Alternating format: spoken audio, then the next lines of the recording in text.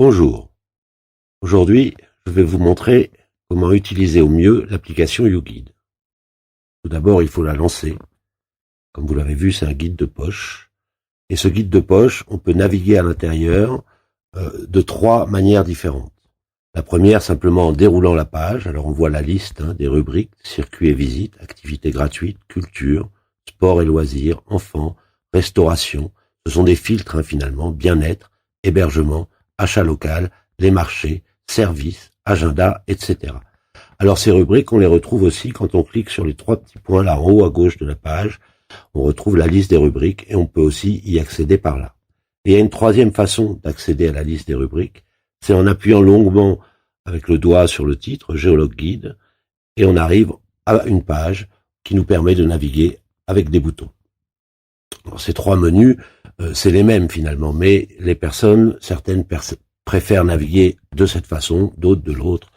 C'est pour ça que nous en avons fait trois.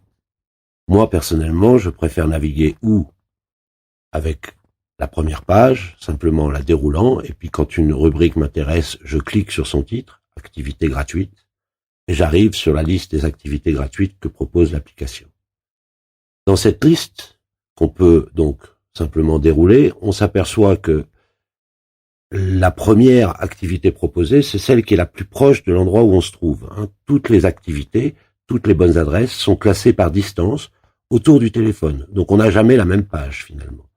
Et en bas à droite de cette page, vous avez un petit icône qui vous permet de voir les activités proposées sur la carte.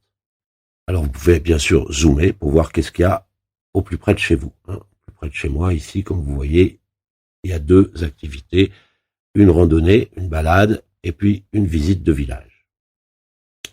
Alors, je retourne sur ma page d'accueil, et cette fois-ci, via les trois petits points en haut, je regarde la liste des activités proposées, et je vais par exemple vous parler d'une qui est très importante dans cette application, c'est la première, les circuits et les visites.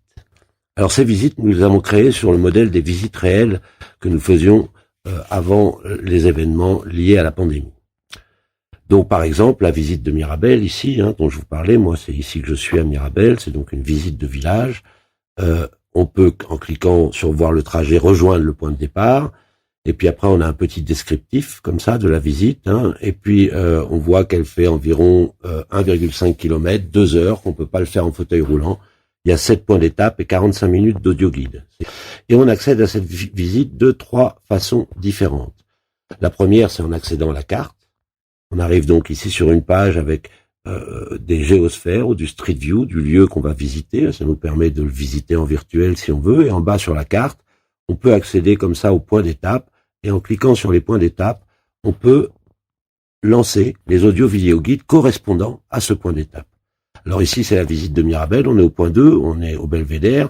Vous allez voir, il y a pas mal de petits films, petits audio-vidéo guides qui concernent tout ce dont on peut parler. Évidemment, ce n'est pas exhaustif, sur la tour de Mirabel. Chacun de ces petits films fait entre 1 et 3 minutes, 3 minutes et demie. Et évidemment, on peut les couper. Il faut préciser que tous ces films ont le sous-titrage. C'est-à-dire que si je mets celui-ci et que je viens demander à YouTube les sous-titres, hop, je peux choisir allemand, anglais, chinois, espagnol, etc. Donc on va pas écouter les films maintenant, c'est pas l'objet du tutoriel. On va retourner dans l'application et on va retourner sur la page de la visite. D'accord ? On a vu qu'on pouvait profiter de la visite en accédant à la carte, mais on peut aussi simplement, n'importe où, à n'importe quel moment, sans forcément être sur place, sans forcément regarder la carte, jouer la playlist du contenu, c'est-à-dire se renseigner sur l'histoire du village de Mirabel. Pour cette visite-ci, on a la playlist qui joue à la suite, tout simplement, du début à la fin. Ça permet de l'écouter le soir à la maison, avant la visite. Enfin, c'est une autre façon d'accéder au contenu. Je retourne, ensuite on peut rejoindre le point de départ. Le point de départ, on peut toujours voir le trajet. C'est où? C'est le parking de la visite. On a un petit audio-vidéo guide et on peut poursuivre avec le trajet vers le point 2, l'accès direct au point 2. Accès direct au point 2, on retourne directement au point 2, je viens de vous le montrer. C'est à la tour de Mirabel. Et évidemment, on peut retourner sur la carte, sur la liste des circuits et visites et à l'accueil. Moi, je vais retourner sur la liste des circuits et visites parce que justement, je voulais vous montrer que il y a encore une manière de filtrer quand on arrive sur une liste comme ça qui est assez importante. On peut faire ici en haut toutes les visites. On veut simplement les visites en haut ou par exemple les circuits.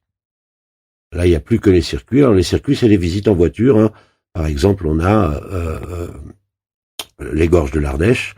C'est le même principe que la visite de Mirabel. Simplement, c'est un circuit en voiture avec 72 km. On peut pareil accéder à la carte ou alors directement à la playlist du contenu et écouter la playlist sans être forcément lié à la carte. Vous voyez, il y a pas mal de contenu en général. Alors voilà pour les visites et les circuits. Je vous ai parlé de la navigation. Alors, il y a encore quelque chose que je pourrais vous montrer. On va retourner à l'accueil. Vous voyez la petite loupe là en haut à droite permet aussi de faire une recherche par mots-clés, une recherche d'activités à proximité sur la carte. C'est des choses à faire gratuites ou pas. Hein. Et puis des bonnes adresses à proximité avec de l'achat local, de vente à la ferme, cave, restaurant, hébergement, etc. Hein, si on clique dessus, regardez, on a ici donc l'intégralité de ce qui se trouve autour de nous. Par exemple, ici à Mirabel, pour moi, j'ai quelqu'un, c'est de la vente locale, c'est une boutique qui s'appelle La Magnanerie. C'est quelqu'un qui est créateur, prêt-à-porter, bijoux, accessoires. Et pour certains, ceux qui le souhaitent, on propose aussi une visite virtuelle. Là, nous sommes dans la boutique La Magnanerie, d'accord. Vous voyez, c'est une ancienne cave qui a été rénovée. Et on est à l'intérieur.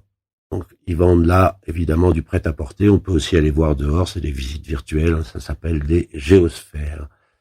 Je retourne dans l'application et je vous montre encore, quand on est ici, donc sur l'accueil, on clique sur les 3 points en haut, on a la possibilité donc d'accéder aux différentes rubriques, mais on voit ici en bas qu'on peut créer un profil, donc on peut s'inscrire et avoir un profil.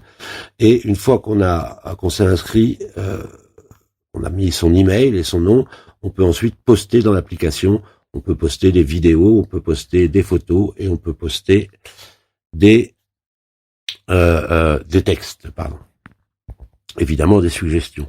Et encore un dernier point, ça va faire assez long sinon, regardez tout en bas sur cette liste, on a rejoignez-nous, c'est un formulaire qui permet de s'inscrire si on souhaite être présent dans l'application avec son restaurant, son gîte ou ses activités.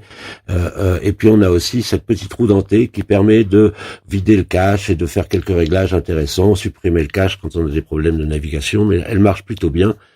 C'est assez rare qu'on ait besoin d'aller jusque-là.